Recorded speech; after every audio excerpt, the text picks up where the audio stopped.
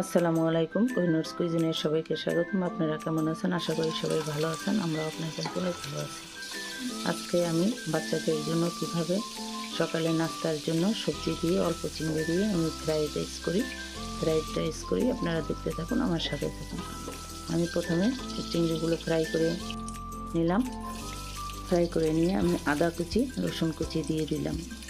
আদা কুচি রসুন কুচি দিয়ে আমি ভালোভাবে একটু আদা রসুনটা ভেজে নিলাম। ভেজে নিয়ে এবার আমি পেঁয়াজ কুচি দিয়ে দিলাম। পেঁয়াজ কুচিটা একটু ভালোভাবে ভেজে নিব। পেঁয়াজ কুচি ভেজে নিয়ে আমি সবজিগুলো দিয়ে দিলাম। গাজর কুচি, বাঁধাকপি কুচি দিয়ে একটু ভেজে নিয়েছি। ভেজে নিয়ে এবার আমি চিনি গুঁড়া চাল দিয়ে ভাত বানিয়ে নিয়েছি। আমি রাইসগুলো দিয়ে দিলাম। রাইসগুলো দিয়ে আমি চিংড়ি ফ্রাইগুলোও দিয়ে দিলাম।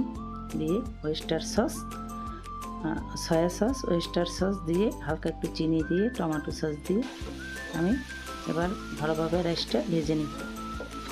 আমি ভালোভাবে সবজির সাথে মিক্স করে রাইসটা ভেজে নিয়েছি।